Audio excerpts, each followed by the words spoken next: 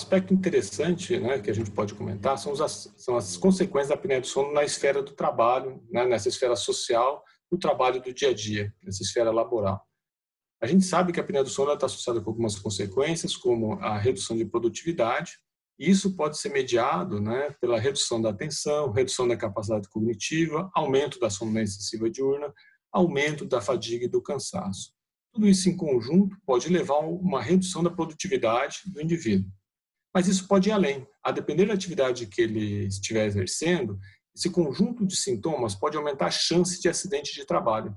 E esse acidente de trabalho pode ser tão grave quanto mesmo uma morte. Né? Lembrando sempre, né, se a gente usar como exemplo um motorista profissional, ele pode ter apneia do sono, ele pode ter uma desatenção, ele pode estar cansado, ele pode cochilar ao volante. E isso pode levar à morte, tanto dele, quanto dos passageiros pelos quais ele é responsável. Mas a apneia do sono ela vai além, né, apenas dessa esfera laboral. A gente pode pensar também, né, numa esfera social, mas numa esfera social familiar. O que a apneia do sono ela pode causar? Já tem relatado na literatura, né, que o indivíduo, pode dizer que o companheiro do indivíduo apneico, ou seja, a esposa de um homem, né, ou o esposo, né, de uma mulher apneica, ele tem uma redução da qualidade de sono e qualidade de vida. Isso está associado, muitas vezes, à presença do ronco. O indivíduo que tem apneia do sono, ele ronca alto, né, isso faz mal para ele, né, mas isso pode fazer mal também para o companheiro. Isso durante a noite. Porque durante o dia, a apneia do sono ela pode estar associado também com o aumento da impulsividade, aumento das chances de sintomas psiquiátricos, a presença de uma redução da empatia, né? E a gente junta, né, aumento de impulsividade, redução de empatia, tudo isso leva a um aumento de chance de conflito. E pode ser tanto na esfera familiar, social, quanto até mesmo na esfera laboral também. Então, esses são dois aspectos interessantes que eu trouxe aqui para vocês, para a gente comentar um pouquinho de consequências da apneia do sono.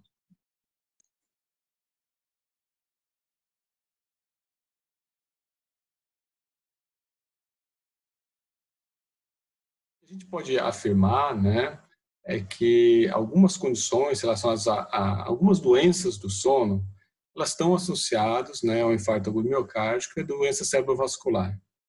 Essas doenças, né, e o maior expoente é a apneia do sono, elas estão ligadas diretamente a esses dois desfechos ou indiretamente, né? Mas não é só a apneia do sono. É muito interessante quando a gente vai avaliar a literatura, né, é que a gente observa algumas condições, como o tempo total do sono encurtado, ou seja, os indivíduos que dormem menos do que 6 horas de sono na média durante a semana, eles têm uma sobrevida menor, né? Ou seja, eles morrem antes. Por outro lado, os indivíduos que dormem mais do que 8, 9, 10 horas de sono, ou seja, a outra polaridade, os indivíduos que dormem bastante, eles também têm uma sobrevida maior. Então a gente observa que existe uma curva, né, relacionada à mortalidade, uma curva em U, em que os extremos, aqueles que dormem menos 6 horas ou aqueles que dormem mais do que 9 horas, têm um aumento de mortalidade. E se acredita que boa parte desse aumento da mortalidade seja por conta dessas doenças ateroscleróticas, não totalmente só elas, mas que possam ser elas, na forma do infarto agudo miocárdico e outras vezes na forma do acidente vascular cerebral.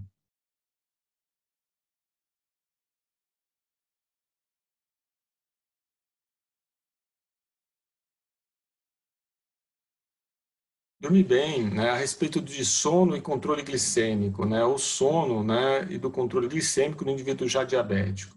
O que a gente já tem na literatura? Né? A gente sabe que, eu vou para um passo um pouco anterior.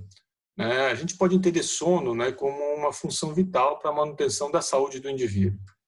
Né? Então, o sono, a gente pode, do ponto de vista comparativo, a gente pode deixar ele claramente pau a pau, né, pé a pé com a capacidade nossa de respirar, nossa capacidade de se alimentar. Se eu durmo mal, né, eu posso perder minha qualidade de vida. Se eu me alimento mal, eu perco a qualidade de vida. Se eu respiro mal, eu perco minha qualidade de vida. Né? E tudo isso pode levar ao adoecimento. Qualquer uma dessas condições, uma alimentação inadequada, né, ou um sono inadequado, ele pode promover alterações no controle glicêmico. No indivíduo que já tem, né, um diabetes, o que a gente já tem na literatura? Eu vou pegar o exemplo, então, da interface, então, do controle glicêmico em pacientes com apneia obstrutiva do sono. Então, a gente já sabe que os pacientes com apneia obstrutiva do sono eles estão associados com uma piora desse controle glicêmico.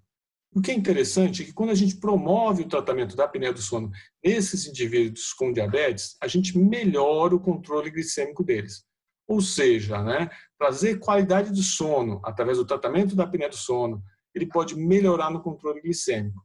Entretanto, né, a gente não tem evidências claras ainda, né, para o indivíduo saudável, né, o quanto isso pode mediar no controle glicêmico.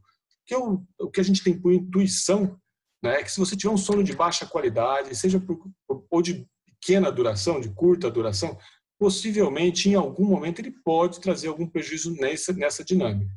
Né? Mas especificamente quanto à apneia do sono, essa associação já está bem clara.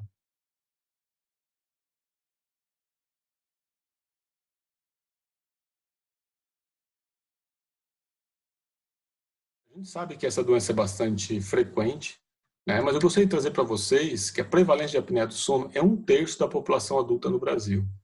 Né? Uma pessoa em cada 3 adultos no Brasil tem apneia do sono. A gente pode considerar a apneia do sono como a principal, a doença crônica não transmissível mais prevalente que a gente tem no Brasil, com valores superiores ao diabetes ou até mesmo à hipertensão. A título de comparação, para vocês saberem, a prevalência de diabetes é de 12% da população geral, próximo disso. Hipertensão é algo próximo de 20%. E reforçando, a apneia do sono é de praticamente 1/3, ou seja, 32,9%, 33%. É algo muito prevalente. E por que uma doença tão prevalente é tão pouco diagnosticada, tão pouco conhecida? Isso tem vários fatores.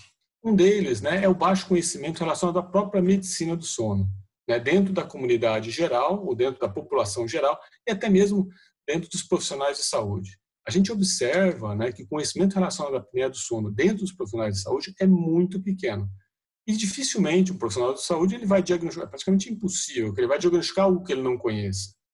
A apneia do sono, né, as doenças do sono, apenas agora, mais recentemente, estão fazendo parte do currículo das escolas médicas, ou seja, né, apenas agora os médicos estão aprendendo de maneira bastante recorrente, formal e padronizada, né, como se faz o diagnóstico e o manejo da apneia do sono. Os profissionais de gerações anteriores não tiveram esse treinamento e, consequentemente, não fazem seu diagnóstico. Então, por mais que o paciente, né, ele possa buscar um profissional de saúde, né, e relatar os seus sintomas, boa parte desses profissionais, né, não sabem suspeitar, fazer a suspeição dessa condição clínica e, consequentemente, não vão fazer o diagnóstico.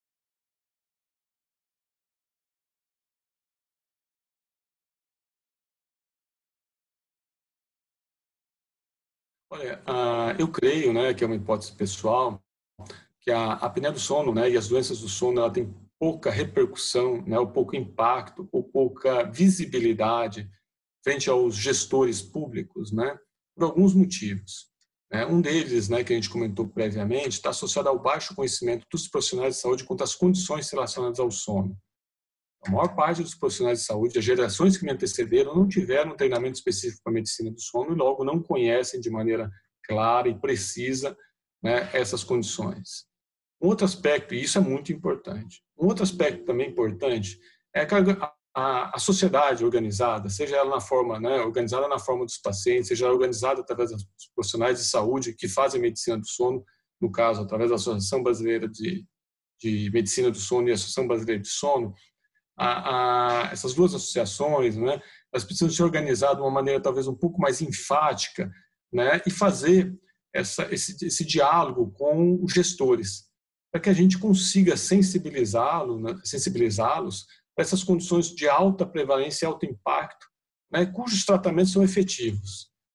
Então, eu acredito que, em conjunto, né, o baixo conhecimento dos gestores relacionados à medicina do sono e a necessidade, né, das sociedades associativas de iniciar esse diálogo para que a gente consiga, no futuro próximo, né, melhorar essa visibilidade da medicina do sono, que, no fundo, vai ter como principal consequência, né, o principal impacto, né, o maior diagnóstico, né, dessas condições na população e, consequentemente, a melhor da qualidade de vida e, para algumas condições, talvez até a melhor da sobrevida.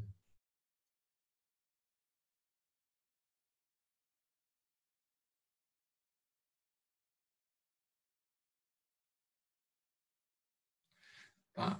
Hoje, né, dentro do Sistema Único de Saúde, a gente não tem uma linha de atenção para essas condições. Tá?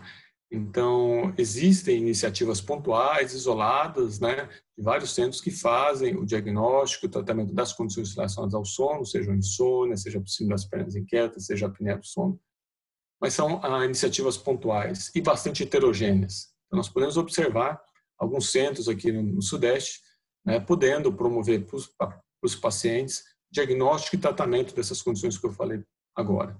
Porém, esses centros fora do Sudeste eles são menos frequentes. Né? A gente observa um número de centros que oferecem esses tipos de tratamento em número menor no Centro-Oeste, no Nordeste, número pequeno no Norte e também um número pequeno no Sul. Né? O que fica claro para a gente é que essas iniciativas são pontuais e heterogêneas. Né? Isso demonstra, né, para quem faz medicina do sono, demonstra claramente para toda a população a necessidade, né, de se estruturar linhas de atenção relacionado ao diagnóstico e ao tratamento das condições relacionadas ao sono.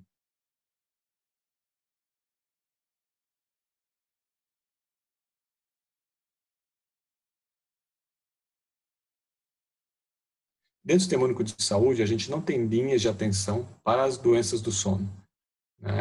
O que existem aquilo que a gente comentou previamente são iniciativas isoladas. Nessa construção dessas linhas de atenção relacionadas às doenças do sono, é necessária uma pactuação, né, entre o nível primário, o nível secundário e o nível terciário, para a qual a gente deva definir quais são as atribuições de cada nível desses, para que a gente possa acolher o paciente, fazer seu diagnóstico, seu tratamento e seu segmento. Né? Isso é essencial para que a gente consiga atingir a população como um todo e ter os melhores resultados.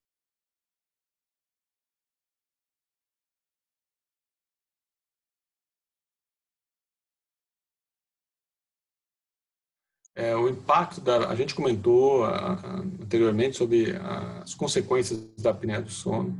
Né? E em algum momento a gente comenta, né, redução de qualidade de vida, em algum outro momento a gente comenta sobre redução da capacidade laboral. Tudo isso, né, leva a gente entender uma outra dimensão da apneia do sono, que é a dimensão econômica.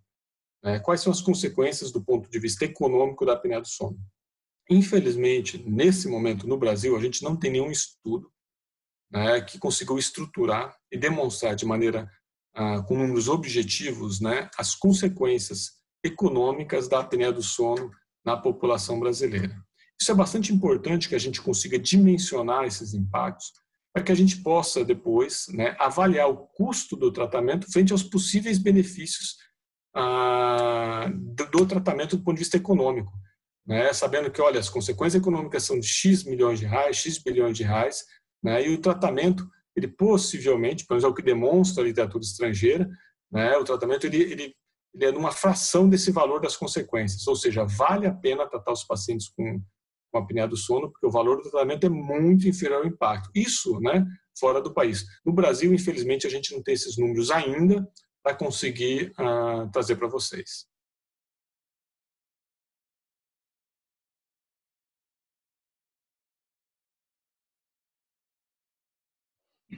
Eu vou fazer agora, né, uma comparação do custo do tratamento de um paciente com apneia do sono com CPAP versus duas outras condições crônicas. Tá? Então, o tratamento de apneia de um indivíduo com apneia do sono com CPAP ele é semelhante ao tratamento, né, do diabetes tipo 2 de um paciente que depende de insulina. Ou seja, quando eu somo o custo do CPAP, né, junto com a máscara dele, isso, né, praticamente é igual ao custo da insulina, das seringas e das fitas para medir a glicemia capilar de um ano do paciente que tem diabetes. Entretanto, num segundo ano, o paciente com apneia do sono ele não tem um novo investimento, porque aquele aparelho continua durando. Por outro lado, o paciente com diabetes ele vai ter um outro custo semelhante. Ou seja, né, em 4 ou 5 anos, né, certamente o custo do tratamento da apneia do sono ele é bastante inferior ao tratamento do diabetes tipo 2, que se utiliza de insulina. Uma outra condição que a gente pode utilizar para comparação é uma doença que é custeada pelo SUS, né, que é a esclerose múltipla. No tratamento da esclerose múltipla, a gente utiliza algumas substâncias que são os imunobiológicos. O tratamento de um paciente com esclerose múltipla, ele trata mais de 10 pacientes com apneia do sono durante um ano. Se eu pegar um ano de tratamento do paciente com esclerose múltipla, eu trato mais de 10 pacientes com apneia do sono. E lembrando que esse tratamento do paciente com esclerose múltipla, né, é claro que ele merece ser custeado pelo SUS, a gente nem nessa discussão, né, porque isso faz parte da nossa Constituição. Entretanto, esse tratamento ele não aumenta a sobrevida do indivíduo. E o CPAP, pelo menos em estudos observacionais, né, que é o tratamento a padrão ouro para o tratamento da apneia do sono, ele está associado ao aumento de sobrevida em estudos observacionais. Né? Então, a gente pode concluir, então, que comparando com diabetes tipo 2 ou esclerose múltipla, né, nos parece, então, que a gente não pode dizer que o tratamento da apneia do sono é caro, né, desconstruindo uma falácia, né? Sempre quando a gente vai, né, comentar sobre a apneia do sono, sempre tem essa falácia que o tratamento é caro. Eu mostrei para vocês, seja um tratamento mais simples, como o diabetes tipo 2, né, ou um tratamento mais complexo, como o imunobiológico na esclerose múltipla, o custo dessas duas condições, ao longo do tempo, é maior que o tratamento de um paciente com apneia do sono com pressão positiva, o CPAP.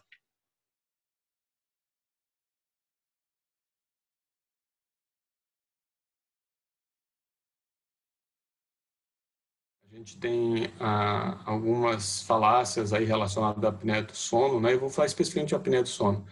Uma delas é que o custo da polissonografia é caro, né? O custo da polissonografia é uma fração de uma ressonância magnética, tá? É menos da metade do preço de uma ressonância magnética de encéfalo. Então não dá para a gente dizer que é caro. Uma outra falácia relacionada àquilo que a gente comentou anteriormente, mas eu vou rever agora, é o custo do tratamento de apneia do sono. A gente pode tratar a apneia do sono com CPAP, e aquilo que eu já comentei com vocês antes, esse tratamento ele não é caro, mas a gente não trata a apneia do sono apenas com CPAP. A gente trata a apneia do sono também com outros tratamentos. O custo também tem um custo baixo, podemos dizer assim, que é o aparelho de reposição mandibular, né, que é a terapia fonoaudiológica, né, em que o fonoaudiólogo ele vai fazer uma série de exercícios, né, da musculatura dilatadora da faringe para melhorar a permeabilidade das vias aéreas. Isso não tem um custo elevado, né? E algo que talvez não seja uma falácia, mas está associado ao desconhecimento, né, que de maneira geral passa por toda a nossa população, e principalmente o momento que a gente vive dentro da sociedade moderna, é que a gente não entende o sono como algo importante. A gente entende que a alimentação é algo importante para a vida, e a gente, né, estuda a saúde, pirâmide alimentar, a gente sabe que uma alimentação saudável é importante para a manutenção da saúde. A gente estuda, né, a gente aprende já no ensino fundamental que a atividade física é importante, a gente tenta exercer isso durante a vida para a manutenção da saúde, mas a gente fala muito pouco da importância do sono também para a manutenção da saúde. E essa discussão ela deve permear os adultos, claro, mas ela também deve permear até mesmo na infância, né, dentro do ensino fundamental. Então, a gente tirar essas falácias relacionadas aos custos elevados relacionados à apneia do sono, né, e promover, né, boas práticas relacionadas ao sono, uma forma de prevenir doenças do sono, é algo que a gente deve investir, é algo que a gente deve pensar para o futuro.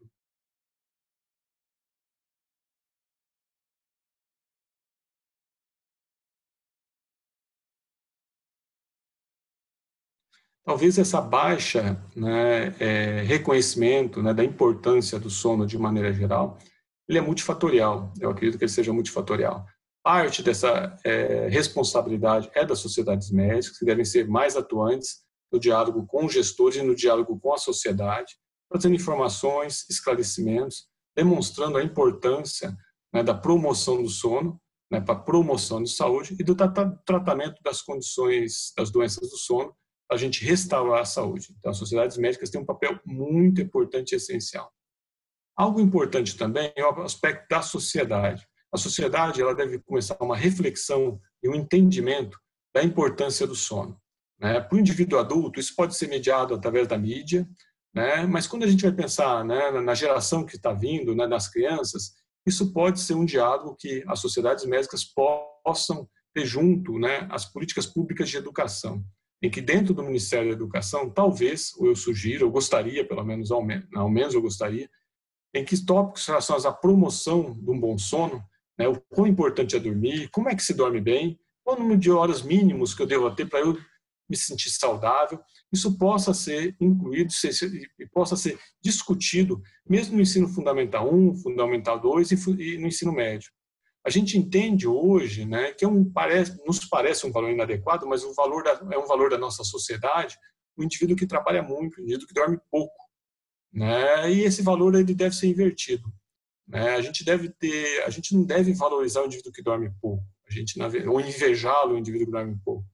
Todo indivíduo, né, ele deve dormir a quantidade que for adequada, e dormir na quantidade que for adequada, ele tem a maior chance de ter uma boa saúde. Muitas vezes a gente observa, né, pessoas que necessitam de 8 horas de sono e dormem suas 8 horas de sono, mas tem vergonha de falar que dormem 8 horas de sono porque parecem preguiçosos. Na verdade, né, muito pelo contrário, felizmente ela consegue isso. E dentro da sociedade moderna, a gente observa que existe ano após ano uma redução do tempo total de sono, né? Isso tem as consequências que a gente já comentou anteriormente, que são consequências deletérias, né? Então, trabalhar com promoção de sono, trabalhar com a prevenção primária de distúrbios do sono é essencial para a saúde e para a educação dos brasileiros.